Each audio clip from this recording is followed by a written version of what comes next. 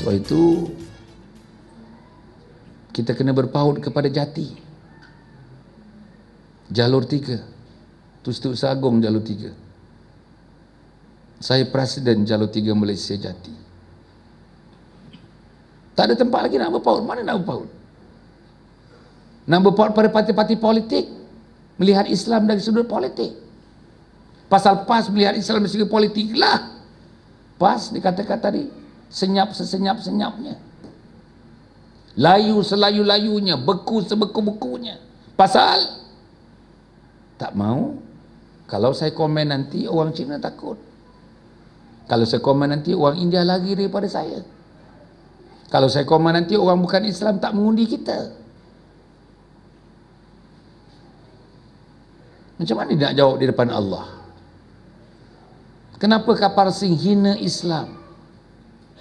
Kapal Sing dah buat kenyataan sedemikian rupa, kau masih bekerja sama lagi dengan kapal Sing. Allah tanya nanti pimpinan-pimpinan PAS, dia nak jawab apa? Engkau jangan bohong, dia kata. Engkau jangan bagi alasan, aku tahu. Engkau tak mau sanggah kapal Sing, engkau tak mau sanggah di AP. Pasal engkau telah diracun oleh Anwar Ibrahim dan teman-teman dalam PKR dan di AP. Telah termeranglah, kata Allah. Macam mana? Sebab itu kita dalam Jati ni. Jati ada 2 radio di sekarang dah. Kita ada radio dan TV. Kita ada IMR radio, IMR TV. TV kita dalam sebulan setengah lagi, insya-Allah. Internet TV. Tuan-tuan tengoklah. Sekarang kita sedang bikin studio konti untuk radionya. Konti, radio dah mula beroperasi. Tapi yang awal ni lagu saja. Lagu-lagu yang sopan ni dulu. Kita nak pergi seramai mungkin orang. Nak bagi tahu dia Islam Melayu Raja ni. Inilah penyelamatnya. Inilah penyelamatnya. Tuan-tuan nak tengok lagi 2 tahun, 3 tahun, masjid penuh, surau penuh, madrasah penuh. Inilah cara dia. Tak boleh. Cara politik, saya orang politik bercakap ni. Tak boleh. Apalagi politik PAS. Lagi tak boleh. Politik akomodatif. Lagi tak boleh. Politik PKR. Lagi tak boleh. Politik DAP. Allah. Mati kapal Sing.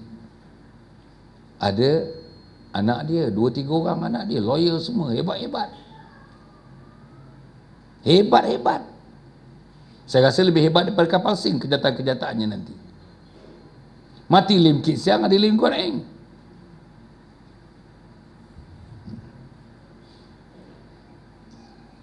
Dan sama ada Lim Guan Eng ke atau bukan Lim Guan Eng pun, turutan-turutan daripada DAP samalah dengan kapal Sing.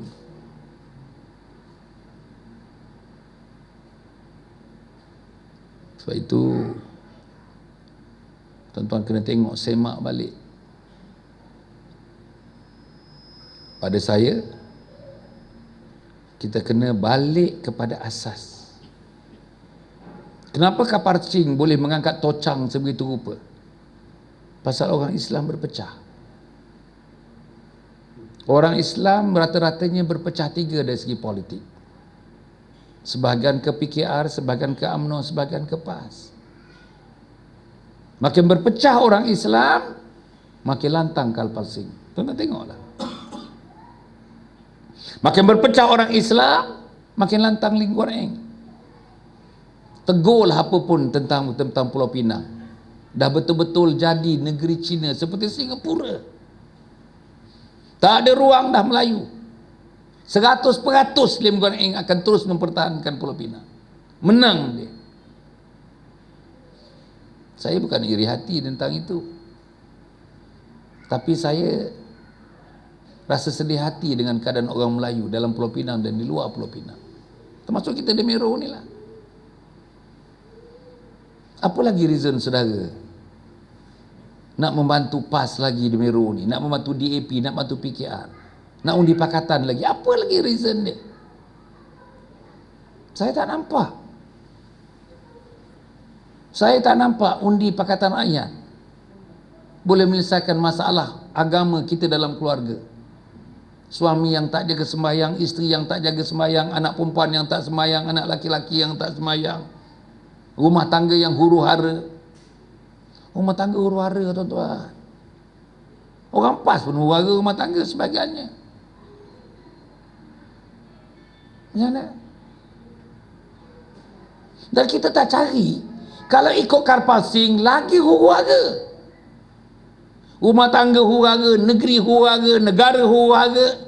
Dan kita akan mati tinggalkan anak-anak dalam suasana kehuru-haraan. Itulah kita memejamkan mata kita.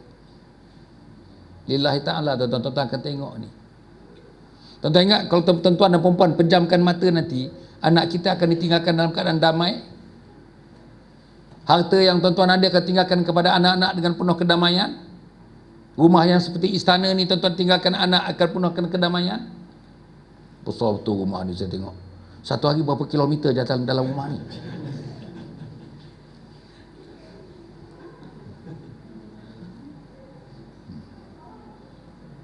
Tak ada. Mana ada kedamaian?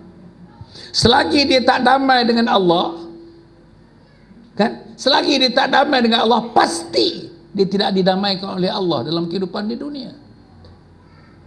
Apa arti dia tidak damai kepada Allah? Dia tak sujud menyembah Allah. Kedamaian waktu sujud. Sebab itu Nabi kata sujudlah lama-lama. Dalam sujud ada kedamaian. Dalam sujud ada impian. Dalam sujud ada kesedihan.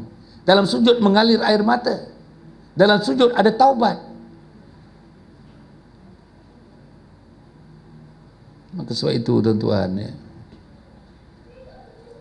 ingatan saya ialah, saya ingat cukup dah tu, ingatan saya yang pertama, kita sedang berada betul-betul, we are at the crossroad. Kita betul-betul berada di satu persimpangan. Dari segi akidah, di persimpangan kita ni.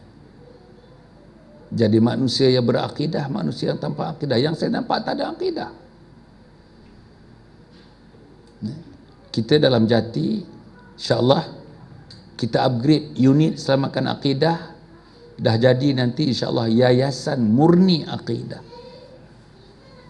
Kita akan berjuang habis-habis untuk melindungi masyarakat Islam daripada gerakan Kristian. Kita akan ke depan. Biarlah kita mati ditembak di Kristian pun tak apa. Nak selamatkan akidah umat Islam.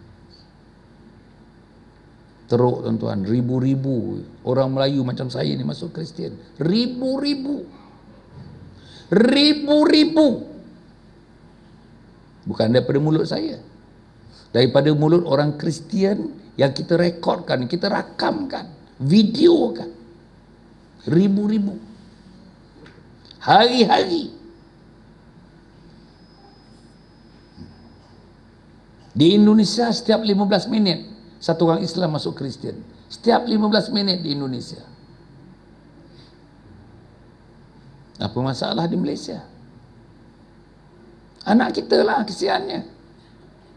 Tuan-tuan mati besok anak tak sembahyang. Tuan-tuan mati besok anak tak tahu baca Quran. Tuan-tuan mati besok anak tak pernah dengar majlis-majlis ilmu. Tuan-tuan mati besok anak kita sembahyang Jumaat pun tak pergi. Macam mana? Inilah yang diunggun oleh Kristian. Inilah yang akan dihinggapi oleh Kristian. Pergi pula, masa tu mungkin Perdana Menterinya Lim Guan Eng Perdana Menteri. Betul? Lim Guan Eng Perdana Menteri. Macam mana? Nombor dua kita harap, tuan-tuan dan puan, teman-teman saya di Meru ni kan, ya, kita harap di Meru ni mula satu gerakan di Selangor ni. Mula kat Meru ni. InsyaAllah dengan Jati, dengan teman-teman yang lain, dengan NGO-NGO yang lain, kita nak gerakkan proses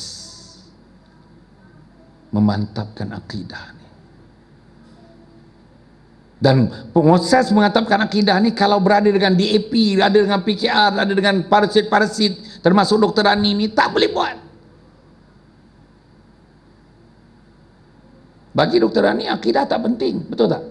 Dia sebut murtad tak penting. Dia sebut murtad tak penting. Pengundian tu lebih penting. Keluar dalam sinar, muka depan, murtad tak penting. Pengundian tu yang penting. Macam mana? Orang macam ni tuan-tuan, saya tak tahulah. Sama ada kita boleh berbaik-baik dengan orang yang macam ni. Akidahnya sudah tercalar bagi saya. Sebab susunan, kekuatan akidah tu dah tak ada dalam pemikirannya. Sebab itu, yang ketiga di Meru ni kita kena, tuan-tuan ya. Yang macam ni je, cukup ni. Kita bergerak ni. Pilihan raya kalau tidak bulan 10, bulan 2. Saya rasa mungkin bulan 2. Ada masa lagi kita. Ada masa di Selangor ni. Ada masa untuk kita simpulkan, buat satu kesimpulan. Di Selangor, di Perak, ya, entah macam mana kedudukan kawasan-kawasan pilihan raya, mungkin boleh dibuat. Orang Islam, orang Melayu menduduki kursi-kursi yang akan membentuk kerajaan Melayu Islam di Selangor dan di Perak, walaupun pengundinya 50-50 kerana kedudukan kawasan-kawasan pilihan raya. Bila lagi kita nak buat?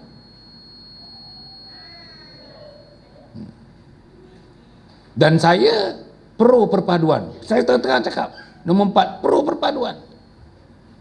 Tak kisahlah, untuk Islam, untuk akidah, untuk selamatkan umat, Melayu melepas dengan UMNO ke, lepas dengan lain-lain gabungan-gabungan Melayu ke, asalkan Melayu bergabung, asalkan Melayu bersatu.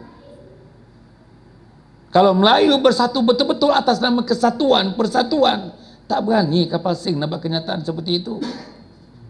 Tak berani Lim Guan Eng nak buat apa-apa juga kenyataan yang pernah dia buat.